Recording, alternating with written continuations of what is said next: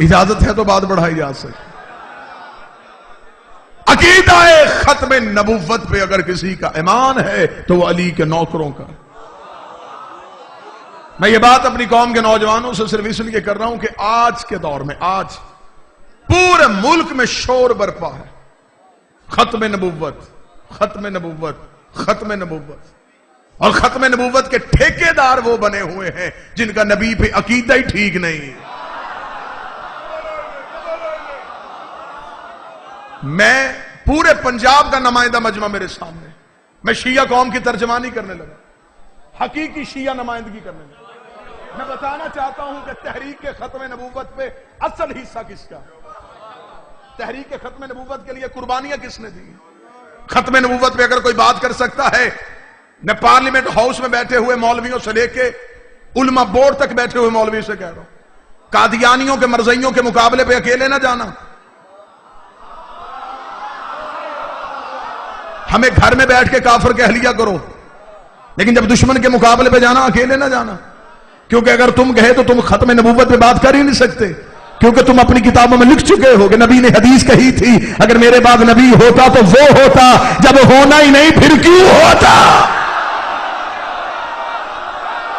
بولے میری قوم کا نوجوان میرے ساتھ بولے، تم نے اپنی کتابوں میں یہ حدیث لکھی کہ حدیث ہے رسول کی کہ اگر میرے بعد نبی ہوتے تو فلاں ہوتے۔ ختم نبوت سے بات کیسے کرو گے؟ مرزائی تمہارے سامنے تمہاری کتابیں رکھ دے گا، وہ کہے گا تم کیسے بات کرتے ہو، تمہاری کتابوں میں نبی کے بعد نبی آنے کی گنجائش ہے؟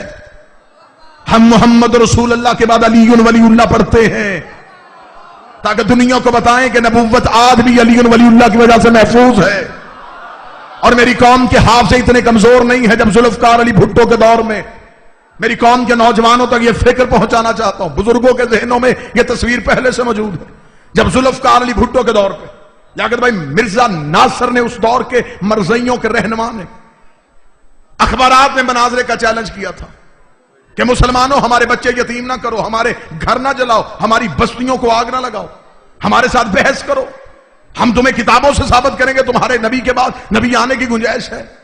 تمہارے پورے ملک میں ایسے خاموشی تھی جیسے خندق کے میدان میں تھی۔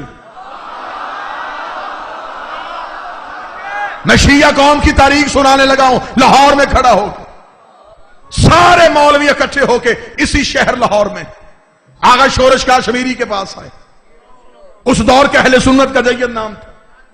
انہوں نے آگے کہا آغا شورش کاشمیری مرزا ناصر روزانہ اخبارات میں مناظرے کا چیلنج کر رہا ہے، تو اس نے کہا چیلنج کر رہا ہے تو پھر آپ مولویاں کریں مناظرہ؟ انہوں نے کہا نہیں جی ہم قاری ہیں، حافظ ہیں، بات مناظرے کی ہے، شیعوں کا اسماعیل بلاؤ۔ جوان سر اٹھائے، میں مذہب کی تاریخ سناؤں تمہیں، میں بتاؤں ہمارے مذہب کی حقانیت کیا ہے، بات مناظرے کی ہے، مبلغ اعظم مولانا اسماعیل کو بلانا پڑے گا۔ اتنا جملہ کہنا تھا، یہ آغا شورش کاشمیری نے فون اٹھایا، درس آل محمد میں فون ڈائل ہوا۔ توجہ میری طرف کرنا، ذہن میری طرف رکھنا، جس دور کی میں بات کر رہا ہوں اس دور میں شیعہ کافر کا نعرہ عروج پہ تھا۔ مولوی جلسوں پہ شیعہ کافر کا نعرہ اپنی ذمہ داری سمجھ کے لگواتے تھے۔ جب آغا شورش کاشمیری نے فون کیا، دوسری طرف سے مبلغ اعظم مولانا اسماعیل نے فون اٹھایا، اس نے کہا سرکار میں آغا شورش کاشمیری بول رہا ہوں۔ فرمایا جی بولیے۔ مولانا اسماعیل کہ آپ اخبارات نہیں پڑھتے؟ فرمایا روزانہ پڑھتا ہوں۔ مرزا ناصر کا چیلنج نہیں پڑھ رہے؟ کہا پڑھ رہا ہوں۔ تو پھر آپ کا کیا خیال ہے؟ مولانا اسماعیل مسکرا کے ابھی تک اس نے مجھے نہیں کیا،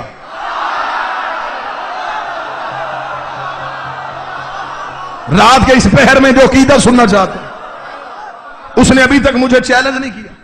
جب مجھے چیلنج کرے گا میں کسی سے پوچھوں گا نہیں۔ اس نے کہا جی یہ سارے علماء کرام اکٹھے ہو کے میرے پاس آئے ہوئے ہیں، لاہور میں بیٹھے ہوئے ہیں، اور یہ کہہ رہے ہیں کہ قبلہ مبلغ اعظم مولانا اسماعیل صاحب کی علمی خدمات سے فائدہ اٹھایا جائے۔ آخر مولانا اسماعیل کی بڑی علمی خدمات ہے۔ اب میں جملہ بھی پڑھوں گا اور چہرے پڑھوں گا کہ یہ جملہ کس کس چہرے پہ اثر کیا ہے اور کس کس سر کے اوپر سے گزر گیا ہے۔ جب اس نے کہا نا آغا شورش کاشمیری نے، میں نے جو لفظ پہلے کا وہ بات ذہن میں رکھیے گا، شیعہ کافر کا نعرہ عروج پہ تھا۔ اس نے کہا یہ سارے مولوی کہہ رہے ہیں کہ مولانا اسماعیل کی علمی خدمات حاصل کرنی پڑے گی، قبلہ اسماعیل نے کہکا لگایا. شورش کاشمی نے کہا جی آپ مسکرا کیوں رہے ہیں؟ قبلہ نے کہا پہلے ان علماء کرام سے ایک بات پہ فتویٰ تو لے کے دے, ان سے اتنا پوچھ اسلام نے کافر سے مدد مانگنا جائز ہے؟ ہائے ہائے, کیا مذہب اسلام نے کافر سے مدد مانگنا جائز؟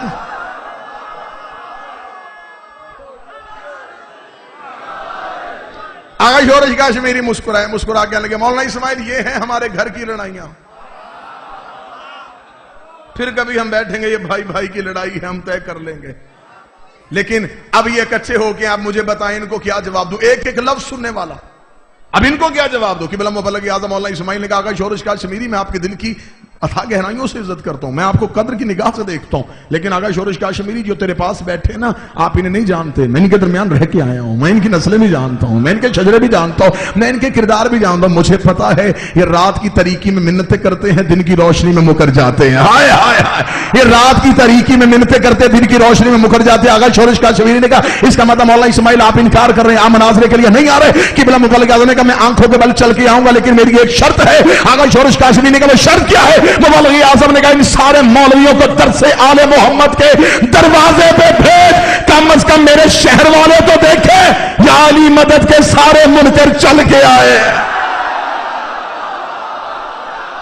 جس کو علی کی مدد کا انکار تھا یہ سارے اکٹھے ہو چل کے آئے.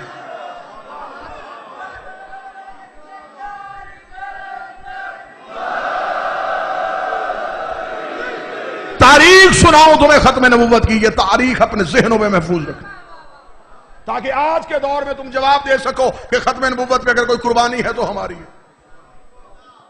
سارے مولوی اکٹھے ہو کے درس آل محمد کے کیا کہنے ان علماء کرام کے جن کی قبریں ہمارے جسموں سے زیادہ مہنگی ہیں,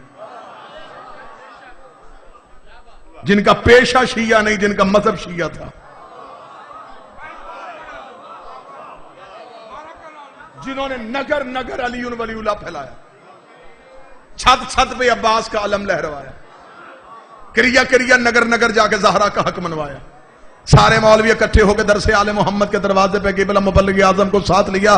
رات کے اس پہر میں اتنا تھکا ہوا مجمع اگر یوں عقیدہ سنے گا تو پھر آپ کی اس عقیدے کی بلندی کو دیکھ کے میں جملہ کہنے لگا ہوں. سارے مولوی اکٹھے ہو کے قبلہ مبلغ اعظم اسماعیل کو ساتھ لے کے چل پڑے. پارلیمنٹ ہاؤس میں مناظرہ تھا, ججز, وکلا, دانشور, منسٹر یہ سارے کے سارے بیٹھے انتظار کر رہے تھے. سارے کے سارے مولوی سامنے کرسیوں پہ بیٹھے ہوئے تھے. میں گھڑے میں منہ دے کے نہیں, کسی دیہات میں بات نہیں کر رہا, لاہور شہر کے مرکز میں لاؤڈ سپیکر پہ اپنی اتنی قوم کو گواہ بنا کے ویڈیو کیمرے کی موجودگی میں اپنے لفظ ریکارڈ کروا رہا ہوں. جہاں تک میں لفظ پہنچانا چاہتا ہوں مجھے یقین ہے یہ لفظ وہاں تک پہنچیں گی جن کانوں کی سماعتوں تک میں ٹکروانا چاہتا ہوں ان سماعتوں تک ٹکرائیں گے بھی. جب مبلغ اعظم کو ساتھ لے کے گئے اس وقت پارلیمنٹ ہاؤس میں مرزا ناصر آگے ایک ٹیبل پہ بڑی بڑی کتابیں رکھ کے مرزا ناصر بیٹھا مولویوں کے چہرے دیکھ رہا تھا اور ان سے کہہ رہا اٹھتے کیوں نہیں, مناظرہ کیوں نہیں کرتے, بات کیوں نہیں کرتے. سارے مولوی کہہ رہے ہمیں کسی کا انتظار ہے, کوئی آ رہا ہے. سب کی نگاہیں پارلیمنٹ ہاؤس کے دروازے پہ جمی ہوئی تھی.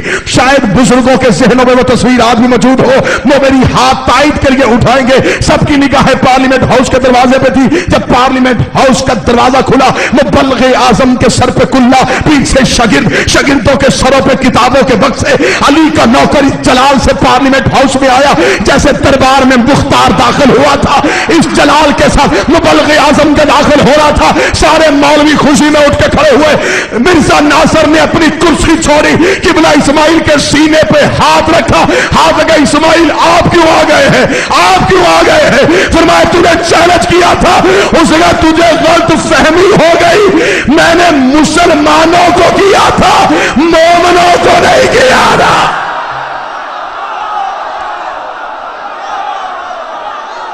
سارے بولو مل کے بولو حیدر حیدر حیدر حیدر حیدر حیدر, نعرہ حیدری. چیلنج مسلمانوں کو تھا مومنوں کو نہیں تھا. علی ولی اللہ والوں کو چیلنج نہیں ہوتا.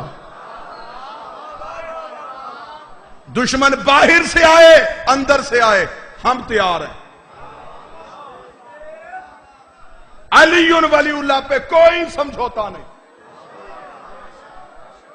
شیعہ مرتا مر جائے علی ولی اللہ پہ سمجھوتا نہ کرے.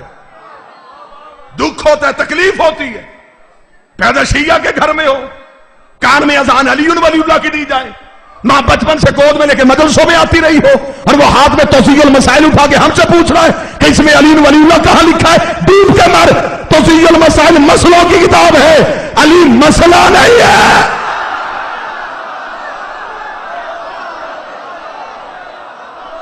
علی حقیقت قاہرہ کا نام. مرتا مر سکتا ہے شیعہ, علی ولی اللہ پہ سمجھوتا نہیں کر سکتا. میری تائید آپ کریں گے تو میں جملہ ادا کروں. علی ولی اللہ پہ کوئی سمجھوتا نہیں, عزاداری حسین پہ کوئی سمجھوتا نہیں, ماتم شبیر پہ کوئی سمجھوتا نہیں, حرمت سادات پہ کوئی سمجھوتا نہیں. وہ قومیں برباد ہو جاتی ہیں جو اپنا تشخص چھوڑ دیتی. علی ولی اللہ تمہاری پہچان ہے. پیچھے نظر دوڑا کے دیکھو کہ ہمارے بزرگوں نے ولایت علی کو بچانے کے لیے قیمتیں کیا کیا دی. لیاقت بھائی مجھے جملہ قبلہ مبلغ اعظم کا اگلا جملہ میں مجھے ابھی یاد ہے, میں قبلہ مبلغ اعظم کا دوں. لودھرا میں مناظرے کا موضوع جنازہ رسول حق بطول. سر نہ ہلانا, زبان سے بات کریں. جنازہ رسول حق بطول. رسول کا جنازہ کس نے پڑھا, کس نے چھوڑا, بی بی کا حق کس نے نہیں دیا. ان دو موضوعات پہ مناظرہ تھا. قبلہ مبلغ اعظم مولا اسماعیل مناظرہ کر رہے تھے. سامنے مولوی بدل بدل کے آتے رہے. ایک مولوی تھک جائے دوسرا آ جائے, وہ تھک جائے تیسرا آ جائے. ادھر اکیلے مولا اسماعیل بیٹھے, کتابوں کا ڈھیر سامنے رکھا. لطف لینے والی بات ہے, سامنے کتابوں کا ڈھیر. اگر شام کے وقت ایک مولوی سامنے آیا, اس نے کہا مولا اسماعیل کتابیں بند, بحث نہیں کرنی, سوال کا جواب, مناظرہ ختم. علم مناظرہ کا اصول ہے کہ اگر فریق جواب دینے میں تاخیر کر دے اسے بھی شکست تسلیم کیا جائے. اور عقیدہ آپ نے دوسرے کی کتاب سے ثابت کرنا. اسے کہا مولوی اسماعیل صرف سوال کا جواب دے, تیرا موضوع کیا ہے مناظرے کا. مولا اسماعیل نے کہا جنازہ رسول حق بطول. اسے کہا ختم ہو گئی بحث, مناظرہ ہی ختم ہو گیا. مناظرے کا موضوع ہی ٹھیک نہیں. قبلہ نے کہا مناظرے کا موضوع کیوں ٹھیک نہیں.